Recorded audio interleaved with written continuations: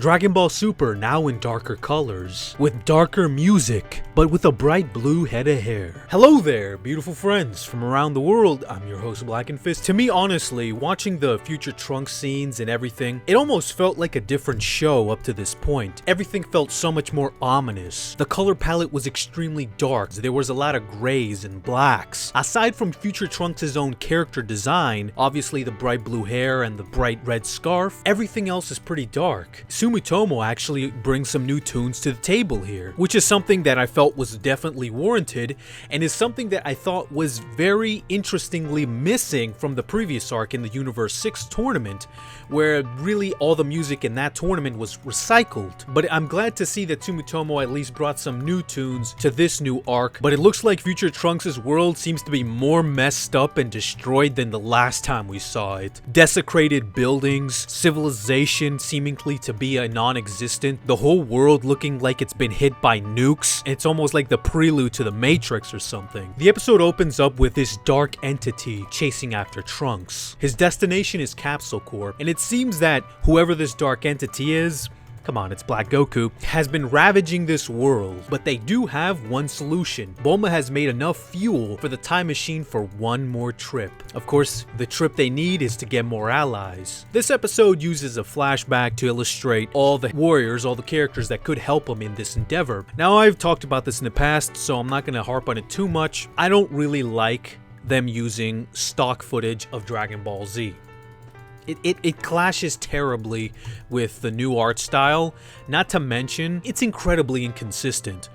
They already have flashbacks in this very episode, not to mention other episodes, but in this very episode, they flash back to Goku and Krillin's training under Master Roshi. They're mostly stills, but at the very least, new material, right? So that at least it stays consistent with the whole project.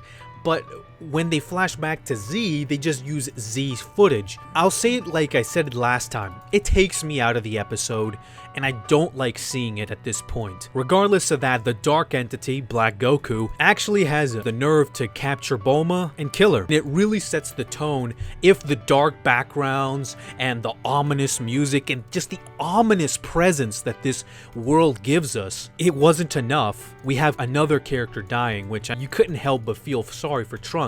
This also brings us to the other part of the episode. We go back to the present, where Goku, Goten, Piccolo, and Chi-Chi are all out on the farm doing lettuce harvesting. Now, this brings me to my biggest criticism about this episode, and it's really about the conflicts of tones and moods.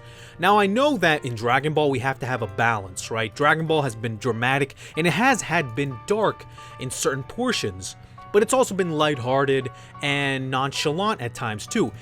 Dragon Ball is about bringing those two things at a balance. Because Dragon Ball has overwhelmingly, since the Battle of Gods, been very lighthearted and nonchalant about things, not very dramatic, it seems everything has been pretty under control, evil has been contained. Going back to this type of Dragon Ball story where it's all dark, characters are dying, the villain is actually evil, has intentions of grave danger, and is actually a very legitimate threat. All those things are great that those things are returning to Dragon Ball, because honestly, that has been severely lacking in the new material. But I also feel that it clashes severely with the scenes with the present. We have the antics of the lettuce harvesting, and then we get to chat a little bit with Goku, Vegeta, Whis, and Beerus. I felt that this episode should have focused much more on really Trunks and the new setting, because that's going to be the catalyst of the beginning of this new arc. So I felt that an introduction of this new setting was a lot more vital to not only set the mood for the rest of the arc,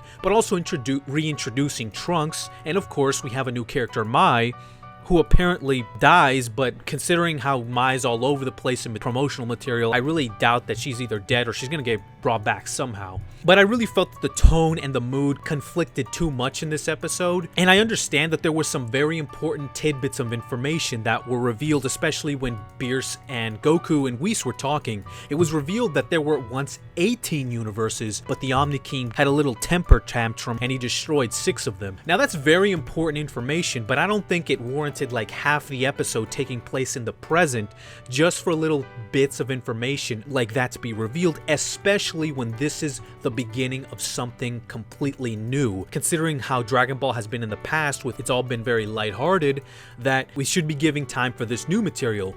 But besides from that, I really like all the scenes in the future. I like what happens in the characters, I like the dark, ominous music, I like the setting. Now speaking of the future, unfortunately after Bulma dies, he goes and regroups with a new character, or not so new character, Mai. Now although there's some age discrepancies with Mai, I like the fact that she's in here. Mai really serves the best of two worlds. She's kind of a new character because she's not really a character that has been utilized a lot. Yeah, she was a main character in the first arc, but because she's been such a side character, she's almost like a new and an old character at the same time, because we never really seen Mai in this kind of role. She's always been put in very slapstick, lighthearted situations. She's never been put in this dramatic type of situation. The best that has happened in the past was when Mai helped Pilaf resurrect King Piccolo, and even then she was kind of a joke along with Pilaf and Shu. We never have seen this kind of side to her, which honestly, it is interesting. I like the little interactions that Mai and Trunks have with the cat. Those little moments of just seeing how these characters interact, that's just a little bit of introduction of how these characters are, and I felt that this episode really needed to focus a little bit more on that than the present characters, because we've seen how Goku and Chi-Chi and all those guys are doing at this point. Regardless of all that, the little interactions that they have are very spot on. Now this brings us to the big reveal of the villain. Now of course we all knew who it was, Black Goku. One thing I really like about Black Goku is that he is a villain. What Dragon Ball Super needs is a villain, a real villain that poses a legitimate threat. Beerus, some people could say, is a villain, but he really wasn't that villain that posed a threat to anyone. He wasn't that kind of villain. If anything, he was neutral. Although some people might argue that Beerus is a villain, I can't really say he is. He's more of a neutral type of guy. He's not really that classic villain character, and he really didn't pose a threat in the end.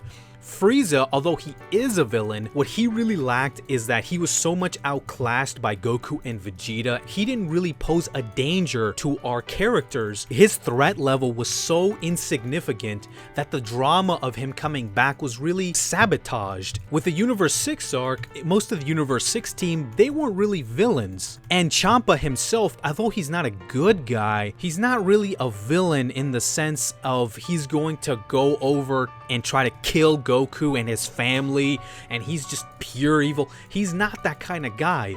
What Dragon Ball needs at this point is a real villain. A villain who's evil, has evil intentions, and not only that, he has the capabilities to do this, raising the threat level. That creates the drama. That creates a drama in these type of stories. That's how Black Goku is introduced in this episode. Although Black Goku is in this episode for just a very little time, all the things we see him doing all throughout the episode, especially the way he's drawn artistically with dark lines, this ominous intent, it all gives him an aura of legitimacy, that this guy, you don't want to mess around with this guy. He's a legit. And that's what I really like about Black Goku at this point. Although I have my criticisms, I really like this episode. It almost seemed like a different show at times, just because we've been so used to the lighthearted side of Dragon Ball that I've almost forgotten that, yeah, that Dragon Ball can be extremely dramatic and that there can be a dark side to Dragon Ball as well. It's not always loosey-goosey all the time. But anyway, guys, those are my thoughts on the new episode. I'm pretty sure you guys liked it. Well, I know I liked it. I think that it seems promising, but we'll see where it goes, because who knows, it could go all downhill from here, but I really doubt it. But as always, guys, if you really like these thoughts and my analysis, please subscribe to the channel, as I will be bringing you more Dragon Ball Super analyses and reviews like this one as soon as they come out. But until next time, guys, I'm Blackenfist, and I'm out, man.